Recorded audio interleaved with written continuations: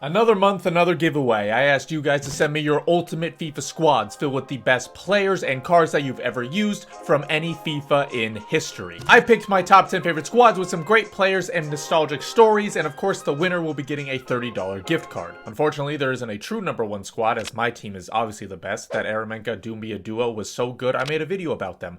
90 people made the best decision of their life. Starting off the list at number 10, we have Trey's squad. Now, what I like about this team is that there are a few cards that are beloved by the entire community. You have that Team of the Year Van der Sar, which if you were lucky enough to use, he was a godsend for you in goal. And that Player of the Month Felix card, every single person had him. He was pretty expensive in early December, coming in at nearly 500k, but he was so good that it was actually worth that price. However, you also have some lesser known legends of the game, like that Inform Ross Barkley, and you also have some underrated cards like that Inform Pjanic, who somehow always got some just cracked out cards while he was at Juventus. Trey also included this Pringle card. He doesn't really explain why, he just calls him the GOAT.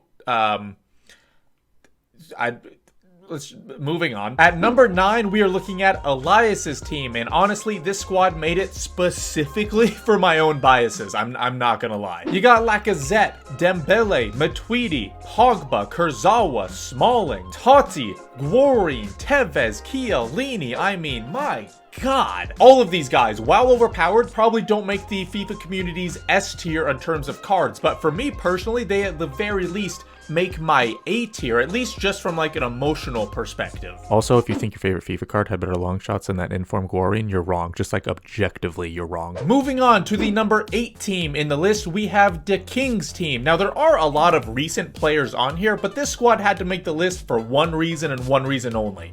There's a silver card doing well after FIFA 15. That 74 Marco Reus is the King's favorite card, not because he had an emotional attachment to him, although I suspect he probably does now, but because he was outperforming almost everyone in division rivals. In a squad that features a first owner Centurion Zico with over 700 games played, an Icon Lam with also over 700 games played, a World Cup Schweinsteiger with over 600 games played. It's the silver card from FIFA 22 that manages to be the best player in this team. This is what FIFA should be about. The number 7 squad coming from Will is for the recent players. There's 3 people in this team that make my knees sweat. That's Diaby, that's Lam, and that's Da Costa. Of course, I had to include the squad that had the best fullback in FIFA history.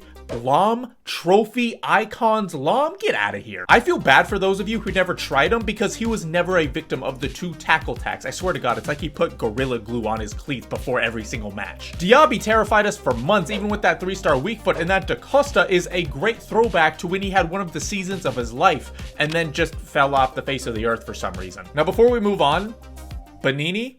I see you, all right? I get it. I do. I don't think other people will, but trust me, I got you. All right, I got your back. I get it. We're on the same page with Benini here. Now we're on the cusp of the top 5, and the number 6 squad spot is going to go to Christie here. And similar to Will's squad, there are about 3 players that I really want to highlight here. First, we got Team of the Season Allen. Now, I'm not sure if you guys remember him, but he used to have some cracked cards for a few years. He was basically the cheap Conte. So when he got that Team of the Season, it was over. Then we got that Player of the Month Lucas, who was kind of similar to that Player of the Month Felix in that everyone had this man. Lucas was released basically the day FIFA 19 came out, but he only cost 30k. For a card that was quite good early on, available for a few weeks, and didn't cost much, he was in a lot of people's teams for a long time. He was a hero. And lastly, we have my favorite card in the squad, which is this Team of the Season Giuliano. A 5-star skiller with these stats would normally make him crazy expensive, especially when you consider the only other cards with 90+ pace, shooting, passing, and dribbling with 5-star skills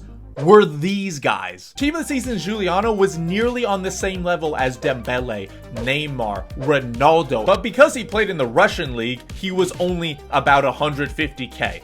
Absolute legend back in the day. We are finally breaking into the top 5, and there are some amazing cards in this squad from Slow Ted here. You got the likes of this Ozil card, this Quaresma card, and then this dynamic duo of Matuidi and Dybala. Ted's favorite player of all time in real life is Dybala, and he's able to link with the most underrated FIFA card of all time with Matuidi, meaning this should be making the top 10 based on emotional connection alone. However, while those cards are good, that's not the main reason why this is the number 5 squad. The reason why it's top 5 is because of this. The best defensive trio in FIFA history. Smalling, Bailly, Butland. I don't care what you have to say about defenders, okay? You can have your own personal favorites. I mean, my top 2 are different than from this trio, but some of the most overpowered cards ever being full chem, less than 10,000 coins, nothing will ever top that. In fact, I would put this trio against the likes of the Ibarbo, Gervinho, Doumbia top 3. And again,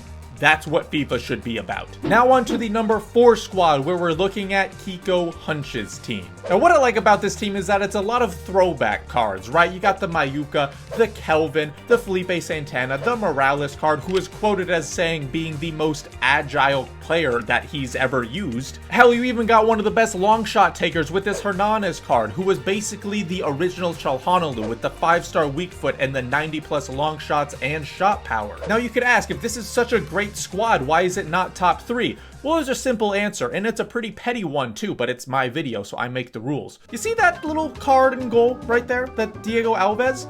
Menace. Dirtbag. I've obviously faced overpowered goalkeepers in the past. The De Geas, the Farmans, the Butlins, the Courtois, the Allisons, you name it, I've faced it, okay? Yeah, those guys are good. But this man? This little shit stain? No, get out of here. Look at his diving and reactions. Most of his gold cards had nearly 90+ for those stats. Some of the golds did have that. So whenever he got a special card of any kind, I knew I would be ruined. Kiko, I'm sorry, you did have a good squad, but I refuse to acknowledge this garbage can, okay?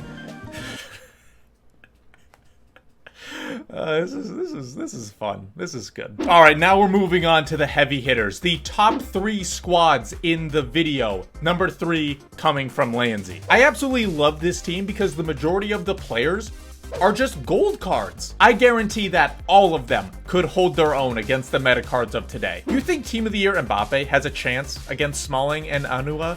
You think your right-sided flank is safe with one of the deadliest left-back, left-wing link combos with Tremoulinas and Konoplyanka just marauding down that side? You think your Team of the Year Van Dijk and Maldini can keep Doumbia and Ibarbo from scoring and shushing all the way to midfield?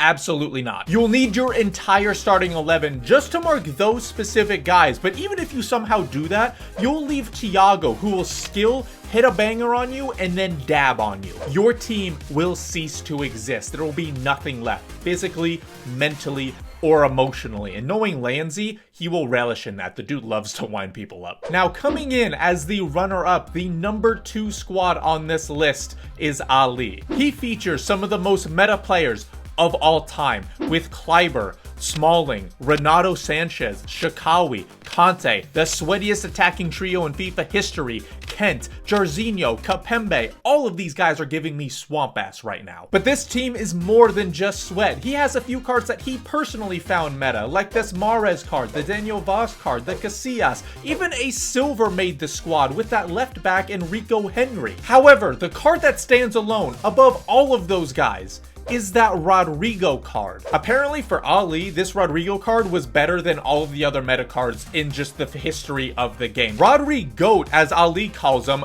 benched icons, team of the seasons, and has been in his squad for nearly a decade, but unfortunately, he is not in the game this year. Ali, I get it, all right? I've experienced it with Eremenko. He's my Rodrigo, all right? And because he allegedly did cocaine, he was banned from FIFA, and I would not wish that pain on anyone. This just goes to show that trying out different cards is the most important thing in this game, because you never know who will be your Eremenko or your Rodrigo and actually help you enjoy this broken game. And finally, coming in at number 1, the best team that I saw was actually my card. It was, no, I'm just kidding. It was Pascal's team, but I did have you for a sec, didn't I? Now, I chose this squad because I think it perfectly captures what Ultimate Team is and what it's supposed to be just in a nutshell. Similar to a few squads before, we have a wide array of player ratings, with some being very low, like this Emery Moore and Skelvik card, and some being extremely high rated, like this Ronaldinho. Again, similar to other squads, he had OP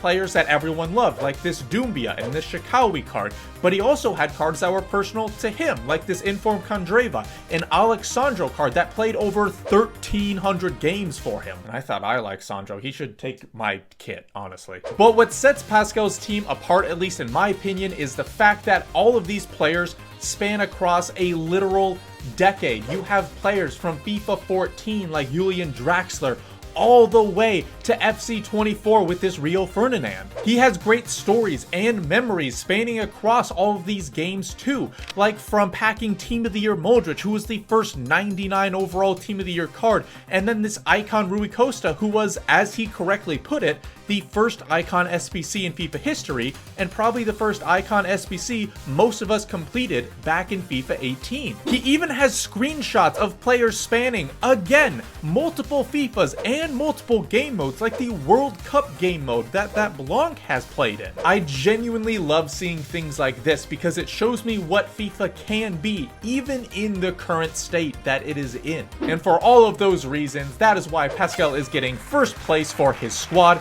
and will be getting a $30 gift card. Thank you to everyone who submitted a squad. Even if yours was not in the top 10, it was amazing to just reminisce, look through your squads and your stories and everything like that. And if you guys want to share a player that you loved or a story that you loved, be sure to let me know down below. But that is going to do it for this video, guys. Thank you so much for watching, and we'll see you later. Peace.